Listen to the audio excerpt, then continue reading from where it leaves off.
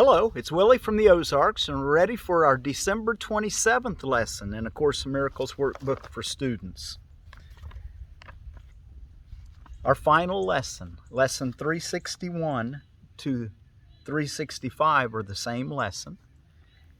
So, this holy instant would I give to you, be you in charge, for I would follow you, certain that your direction gives me peace. And if I need a word to help me, he will give it to me. If I need a thought, that will he also give. And if I need but stillness and a tranquil open mind, these are the gifts I will receive of him. He is in charge by my request, and he will hear and answer me, because he speaks for God my Father and his Holy Son. A prayer to the Holy Spirit is how we conclude. When a person's on their last breath in this world and they have something to say, they usually want to tell you something that they really want you to remember, Well, that's how this is one that I think he keeps us here for 4 days because he wants us to put it to memory so we can just say it and soothe our souls whenever we have a crisis. This is the perfect prayer for those who want to live in the kingdom of heaven and find themselves outside and in a moment of unrest and loss of peace. This holy instant would I give to you. Be you in charge, for I would follow you, certain that your direction gives me peace. And if I need a word to help me, he will give it to me. If I need a thought, that will he also give, referring to the Holy Spirit, the voice for God. And if I need but stillness and a tranquil open mind, these are the gifts I will receive of him. He is in charge by my request, and he will hear and answer me, because he speaks for God my Father and his Holy Son. Okay, let's read about our final lessons. Our final lessons will be left as free of words as possible.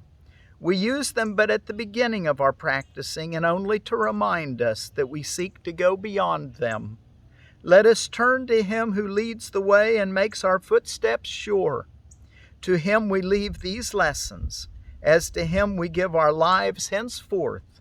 For we would not return again to the belief in sin, which made the world seem ugly and unsafe, attacking and destroying, dangerous in all its ways, and treacherous beyond the hope of trust and the escape from pain. 2. His is the only way to find the peace that God has given us. It is his way that everyone must travel in the end, because it is this ending God himself appointed. In the dream of time it seems to be far off, and yet in truth it is already here, already serving us as gracious guidance in the way to go. Let us together follow in this way that truth points out to us, and let us be the leaders of our many brothers who are seeking for the way but find it not. 3. And to this purpose let us dedicate our minds, directing all our thoughts to serve the function of salvation. Unto us the aim is given to forgive the world, and it is the goal that God has given us. It is the goal that God has given us. What? Unto us the aim is given to forgive the world. It is the goal that God has given us to forgive the world. It is his ending to the dream we seek and not our own. For all that we forgive, we will not fail to recognize as part of God himself. And thus his memory is given back completely and complete.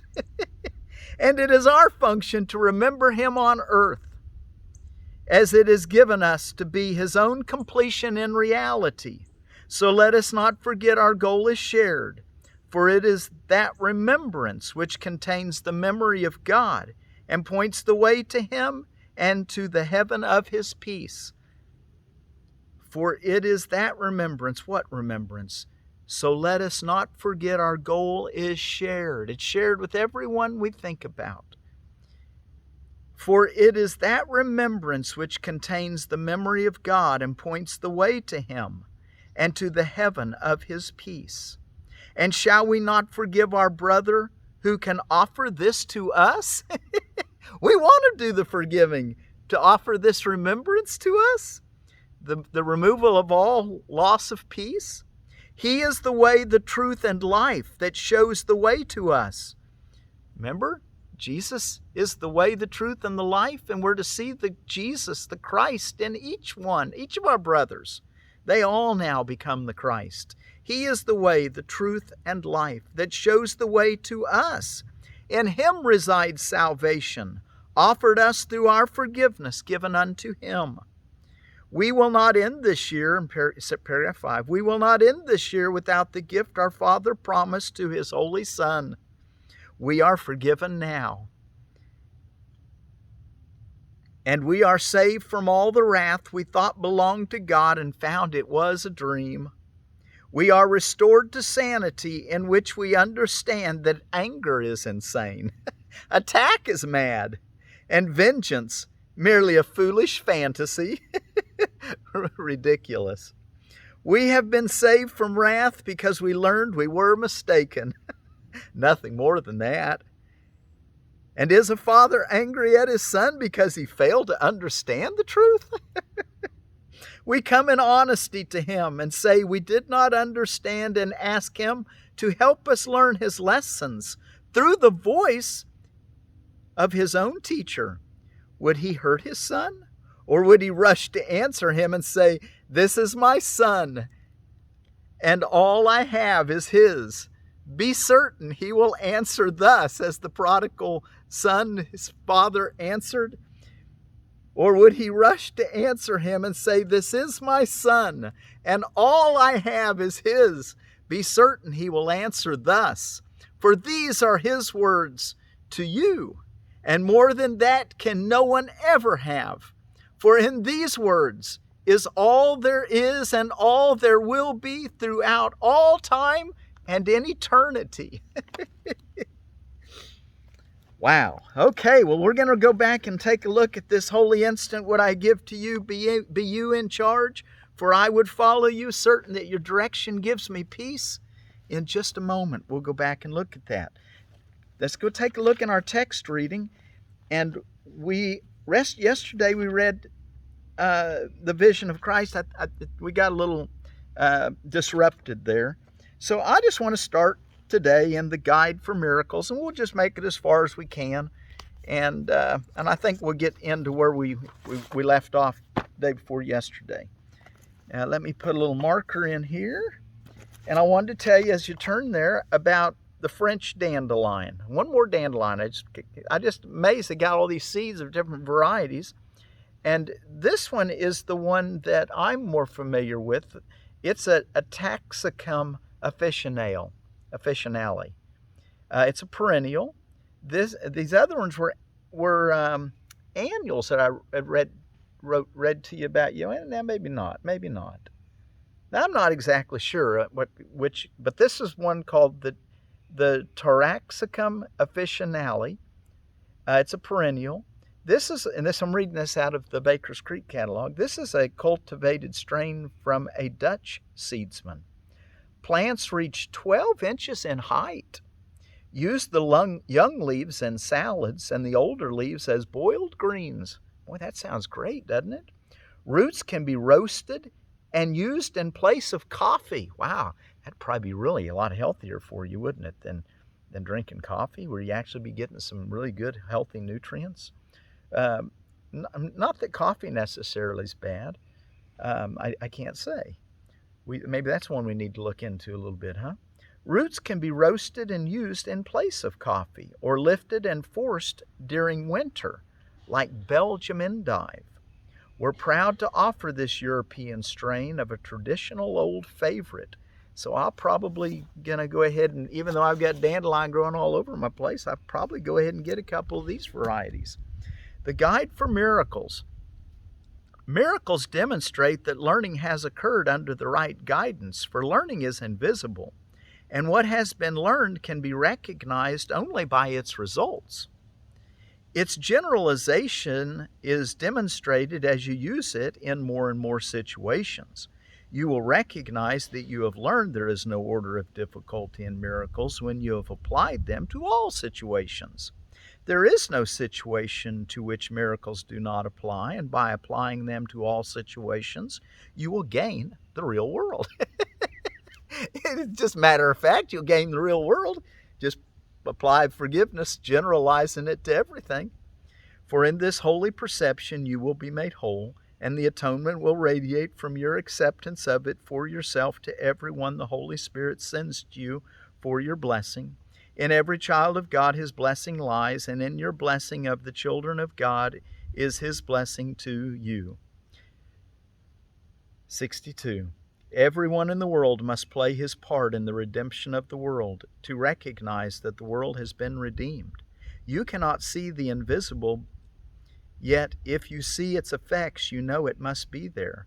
By perceiving what it does, you recognize its being, and by what it does, you learn what it is. You cannot see your abilities, but you gain confidence in their existence as they enable you to act.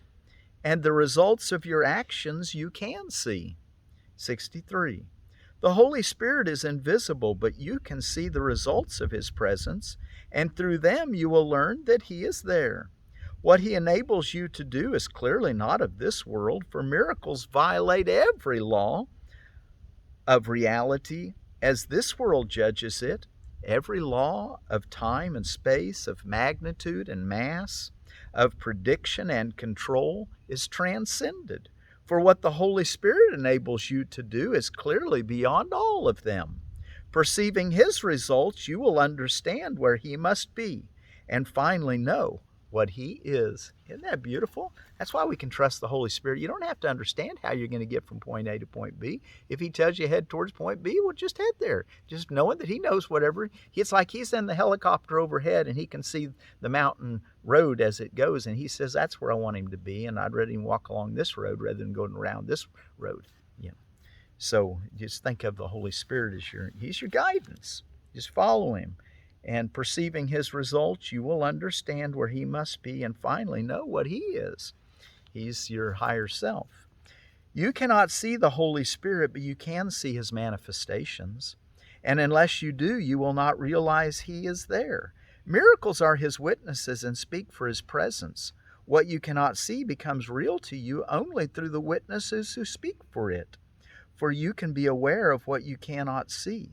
For you can be aware of what you cannot see, and it can become compellingly real to you as its presence becomes manifest through you. Remember the little children we talked about, how they put their hands up and think that they're not being seen? Well, we want to take down our blinders and see what we can see, what's really there. Until then, we just follow the Holy Spirit's guidance. That's what our concluding prayer in A Course in Miracles is all about. Be you in charge by my request. What you cannot see becomes real to you only through the witnesses who speak for it. For you can be aware of what you cannot see, and it can become compellingly real to you as its presence becomes manifest through you. Do the Holy Spirit's work, for you share in his function. As your function in heaven is creation, so your function on earth is healing. God shares his function with you in heaven, and the Holy Spirit shares his with you on earth. The Holy Spirit shares his function with you on earth. That was why he was made, why he came, why he's here, for you, to lead you back to God. 65, that's where we were ready to pick up. And what time? We got enough time. Let's go a little further. As long as you believe you have two functions, so long will you need correction. For this belief is the destruction of peace, a goal in direct opposition to the Holy Spirit's purpose. You see what you expect, and you expect what you invite. Your perception is the result of your invitation, your inviting, coming to you as you sent for it. What you want, what you value inside is your inviting. That's your invitation. So what are you asking for, the ego or the Holy Spirit? Your perception is the result of your invitation coming to you as you sent for it. Whose manifestations would you see? Of whose presence would you be convinced? For you will believe in what you manifest, and as you look out, so will you see in. Two ways of looking at the world are in your mind, and your perception will reflect the guidance you chose. Do you see pain? Well, then you've been choosing the guidance of the imaginary idol called the ego. Or if you've been seeing peace and joy and love, the kingdom of heaven, well, then you've been looking for that. That's what you value and you've been invited in. That was what your invitation to God was, or to whatever you unconsciously called. And remember, we're learning now that even when we make those mistakes, we're just unconsciously calling for what we've denied. We don't want to, so when we see that in our brothers, we want to be sure that we look that, oh yeah, they're just unconscious, that they really are asking for love, and we need to give them that. Paragraph 66. I am the manifestation of the Holy Spirit, and when you see me, it will be because you have invited him. For he will send you his witnesses if you will but look upon them. Remember always that you see what you seek, for what you seek you will find. Play seek and find. The ego finds what it seeks, and only that. It does not find love, for that is not what it is seeking. Yet seeking and finding are the same, and if you seek for two goals, you will find them, but you will recognize neither. For you will think they are the same because you want them both. The mind always strives for integration, and if it is split and wants to keep the split, it will believe it has one goal by making it one.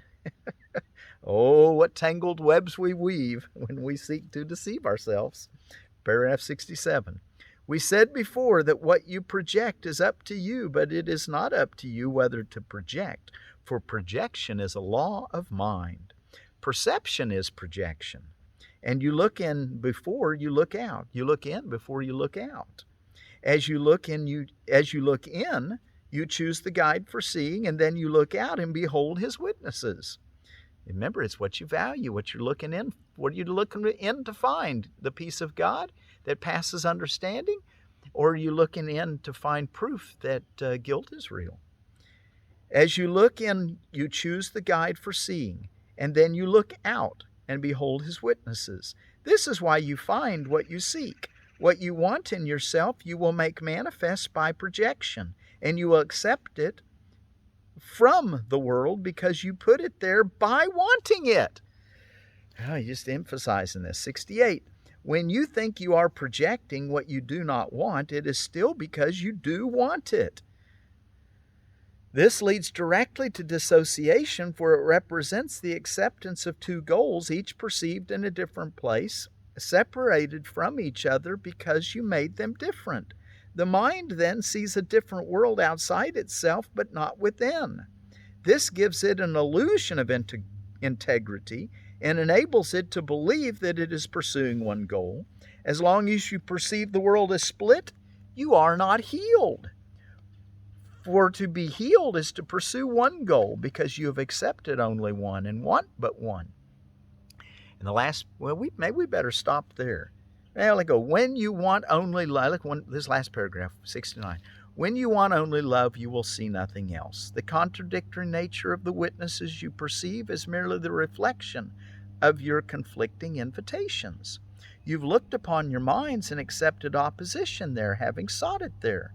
But do not then believe that the witnesses for opposition are true, for they attest only to your decision about reality, returning to you the message you gave them. Love is recognized by its messengers. If you make love manifest, its messengers will come to you because you invited them. Wow, isn't that beautiful? So we're going to pick up right there at paragraph 70 tomorrow. Today, let's go back and take one last look at our lesson. This holy instant would I give to you. Be you in charge, for I would follow you, certain that your direction gives me peace. And if I need a word to help me, he will give it to me. If I need a thought, that will he also give. And if I need but stillness and a tranquil open mind, these are the gifts I will receive of him. He is in charge by my request, and he will hear and answer me, because he speaks for God my Father and his Holy Son. I was laughing when I was reading that, because just about the time I start this last lesson, an airplane flies over. And it's kind of taking its time. It's a prop plane, fairly low altitude. You probably can still hear it in the background. And I'm thinking, here we want this last lesson to be one of real peace. And we get the signals that the world has a lot of noises still making. But you know what? That's when we need the lessons the most, is when the things that are happening that we would think, well, that's not really the world I want to live in. I want a world where everything's green and blue, and the sky's blue and the plants are green, and food's rich and fellowship's joyful, and that we live in a heavenly family, community, and world. And that's what we all want to look down deep inside and find, and then find ways to, and then you'll be shown ways to offer that blessing to the world. So remember, that's what's valuable. Remember, it's all we're just trying to do is get our decision of what's worthy in alignment, and then everything else will take care of itself. And even that is just a matter of following guidance and following this prayer. This is what the Course in Miracles is all about. And again, I'm in front of that tree that my partner Diane and I dug up and planted. And I just here on the, what is today? Today be the 6th day of Christmas for you all, or the 7th day of Christmas. I'm not even sure. I hope this is December the 27th. Yeah, so that's the 2nd day of Christmas. I get a little confused on these because I'm always doing mine a day ahead, so that by the time that the technology gets uploaded, you get it on the day of the lesson.